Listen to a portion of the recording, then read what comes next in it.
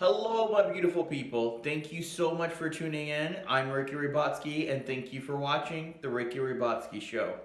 So, tonight I wanted to talk about, of course, as you know, relationships. But unfortunately, there's times when the relationships take a stage left and turn for the worse into what we call an abusive relationship. Some know and some may not know that they're signing up for something they may not even possibly be able to get out of. And unfortunately, tonight's show is going to be about signs that you're in an abusive relationship. But before we get started, let's run it.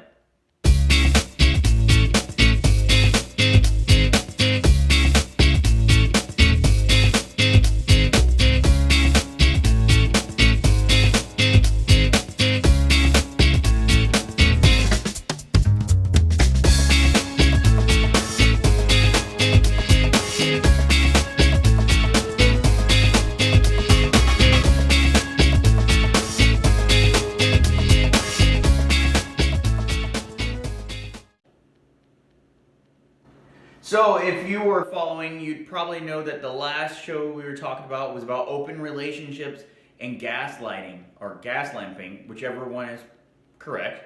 So, tonight we're going to talk about being in an abusive relationship. And unfortunately, some of us have been in a relationship where it was so horrible that it was just time to get out. And if you're still in the relationship, hopefully this video can enlighten you on steps how to get out of it, and which is why I titled it Signs That You May Be in an Abusive Relationship. And of course, everybody knows how abusive relationships start. It starts very small, nonchalant, and you don't catch those small red flags. And these small red flags turns into bigger red flags that escalate over time you ignore it. So I'd like to say any toxic relationship works just the same way cancer does. Cancer starts off small, is very minor, and it starts off as what they call stage 1, which is one of the lowest form of cancers, and then it escalates to stage 2. Now, unfortunately, if the doctor doesn't catch it in time enough, it can escalate itself up to stage 4 and 5. In some instances, in certain cancers or rare forms of cancers, stage 6. And that's when it's at this complete final worst, and it completely destroys your insides, which is how pretty much verbal, mentally, emotionally, and physical abuse works. And unfortunately, some of us have been caught in relationships at a verbal situation where we don't catch it in time enough. And when you're in those type of situations, it may seem very small. For example, if you're in a relationship, you're dating a guy or a girl, I'm not for sure which gender is watching this video, but thank you. And if you're in a relationship with either sex and you notice that they start making small gestures that seem like it's just a typical bully light prank, or not prank, prank shouldn't even be the word I should be talking about. For example, someone calls you names, like someone calls you stupid or somebody's not supportive of you, they think your future or your goals is stupid, and they start to tell you that. They start to tell you how they really feel. It's one thing to be critical about someone, constructive criticism, versus destructive criticism, which is a sign of a verbal abuse. Anytime somebody saying anything to destroy you, that's abuse. And a lot of us tend to ignore the small talk. It's just like, oh, you're just jealous, blah, blah, blah. It has nothing to do with jealous. What it means is you're bound to get stage 2 of a toxic relationship, which is mental abuse. Usually with mental abuse, it comes shortly after being verbally abused, after being talked down. And verbal abuse is not just within name calling, it kind of coincides with mental abuse. They say things to break you down. Then they're also their traits. The traits of mental abuse is so rampant. It can go from being controlling to being possessive. And if you don't know what controlling is, I'll break it down to you. Controlling is someone that has to have it their way or no way, and everything is dictated. You're under dictatorship, and it's just like, you know, what do you do? How do you get out of it? And I will tell you later in the video how to get out of these situations and who you can reach out to. And so starting with back to verbal. Verbal, of course, as we discussed just a few seconds ago, that is about people basically name calling, saying things to tear you down, to destroy your inner being. And mental abuse is when it just escalates and it starts to get inside your mind, causing you to just become unstable as a person, not believing in yourself anymore, not caring what others have to say in the midst of this person breaking you down. So if you're a girl or a guy, if you whatever you prefer, you're wearing makeup and you just know you look pretty. You go out in public and everybody's saying, "Oh, you're nice, it looks pretty," and then you come home to your partner or whoever this person may be, whether it's a sibling, friend, family member, coworker, and they start saying you are a disgusting person, you're just ugly. Why do you even waste your time making yourself look pretty when you're just an ugly person?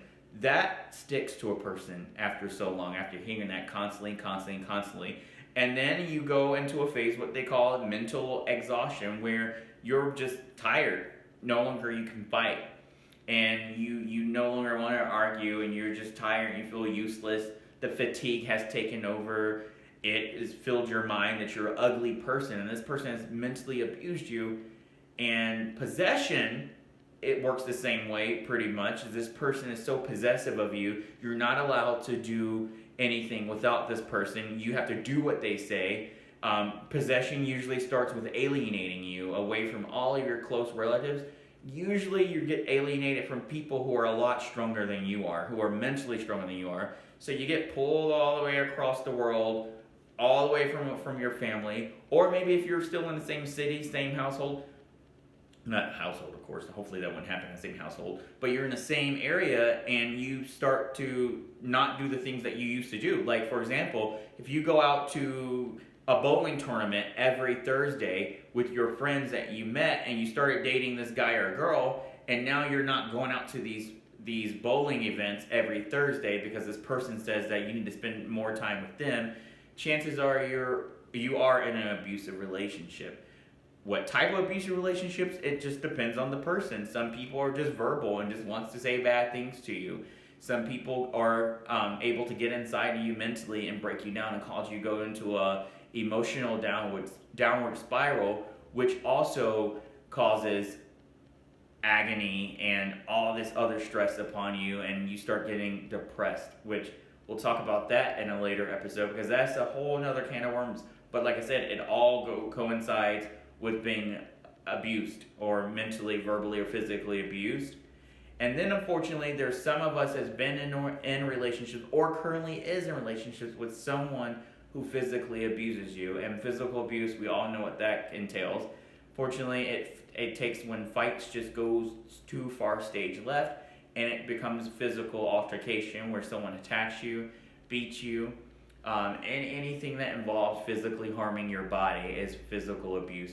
And if you're in that type of situation, you should know as a person, no matter what circumstance you feel like you're fighting for, it's not worth it. I know there's situations where some women and possibly men feel like they can't get out of this relationship because they're doing it for their children.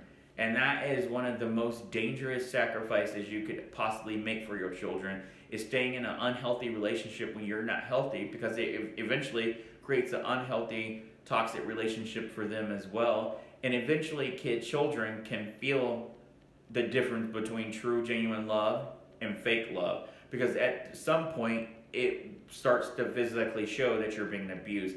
You don't know it, but your mind slowly, it just breaks down. And people start noting your behavior because you start to change.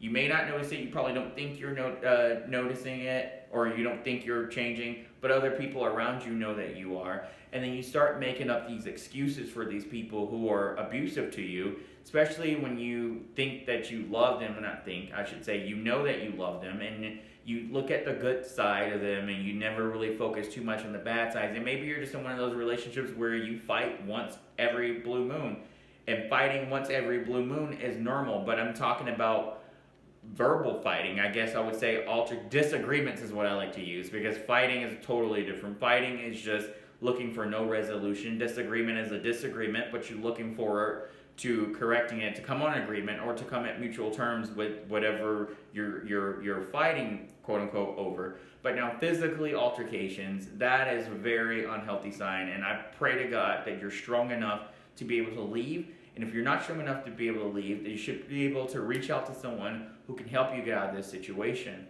A lot of people are afraid of even calling the police if it ever escalates to a physical altercation. People are afraid that, okay, well, if the cops come and nothing's said about it or nothing's done, this person comes back hunting you down, looking for you. And that can be scary, but there is help for you, and there's other sources where you can reach out to your local domestic violence abuse centers, which is located in pretty much every city. Reach out to someone and don't feel like you're obligated to stay in the situation, because again, like my last few videos, you have to know your worth, and you have to know that there is someone out there good for you, and you have to take your time when dating, because dating is a process, and a lot of people fail to realize how long the dating process is. The dating process is just as long as applying for, I'd say a government job, because when you apply for certain government jobs or high profile government jobs, you have to go through this extensive amount of training, extensive amount of background checks. I mean, they do background checks for days. I mean, and then they audit everything. And that's how a date should be. And if you didn't catch my dating video, go back into my earlier videos. I think it was the one right after Meet Ricky Ribotsky. And it'll tell you the steps of dating and what you should go through, because these steps help you prevent things like this from happening. So if you are in an abusive relationship, I am so sorry, and I hope you get out of it sooner than soon. And I hope you understand that this is not normal. Verbal abuse isn't okay. Mentally abuse, emotional, physical, none of those abusing techniques are okay, and you deserve to get out. So if you're in one, please get out of it now.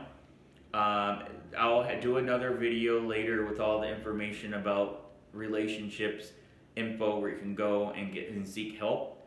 But just know that you deserve better, and that you need to get out of this relationship as soon as possible. Another sign is that you're in an abusive relationship is when this person has scared you so much to where you're starting to lie to this person about your whereabouts or about what you did, or if you feel like you have to make up a lie to this person so they won't get angry. For example, if you're in a heterosexual relationship and you can't have a friendship with the same sex, and you meet someone in a grocery store or you're talking to somebody, and your spouse, your significant other, sees you in this grocery store talking to this person, and they're like, who is this person? They get all jealous and defensive, and why are you talking to him? Or they ask you questions like, have you guys had sex? And, your past life questions, they should not even be asking. You should be focused on your future and current, what's now in your present. But those type of relationships that is a big sign that you're in one of these type of abusive relationships, where there is gonna be verbal, if it's gonna be mental, or it's gonna be physical. Because jealousy, to a certain extent, I'd say, it can be considered abusive, because jealousy is not a really good trait, because anybody in their good mind should know that you're everything they've ever wanted and you're everything they ever wanted. So jealousy shouldn't even be an issue. A person shouldn't wonder who you're talking with or have a problem with you having friends of the opposite sex, and that goes into insecurity. So I'm opening up all kinds of cans of worms, which we'll talk about that too in another show. But jealousy is, believe it or not, it falls under the umbrella of an abusive relationship if it gets out of control. Cute jealousy is what I like to call it. It's like, oh, why are you looking at that guy? You think he looks better than me? That's fine if it's a joke and you know that your spouse, your significant other, just saying it in a jokingly way. But if it gets to the point where it's going too far, chances are it's about to lead into a mentally exhausting abusive relationship. And if you're in the same sex relationship, so if you're girl and girl, or boy and boy, or trans and trans, and if I missed any of the other new sexualities, I'm sorry. But it works the same way. If you can't have friends in the same sex without having to explain to your significant other or lie about it, you should be able to go on a lunch date, but you also should be able to be honest and say, hey babe, if you're gay, I'm going on a date with another guy or another girl, and just let you know this is where we are, and this is blah, blah, blah, and hopefully by this time in your relationship, you've shared all of your friends with your partner. And that's another thing. Hiding and miscommunication also creates animosity in a relationship, because when you're not honest from the get-go, it creates issues like this wind up escalating back into abusive relationships, and it starts to become unhealthy. And you fall under one of those umbrellas, whether it's verbal, mentally, or abusive relationships.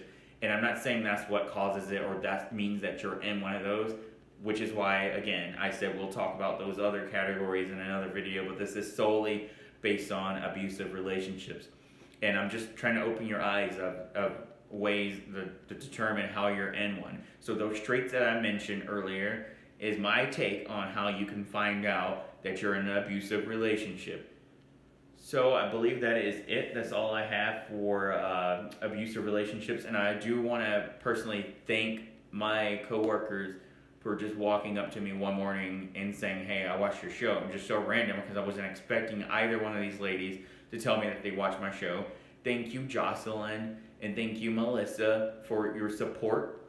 And thank you to everyone else for supporting and watching my show. All my Facebook friends, all my friends from Periscope, all the ones from back when I was on Busker. Thank you, and you know the deal. If you like what you're seeing, like it. There's more to come, better videos to come soon. And if you absolutely love what you're watching, subscribe.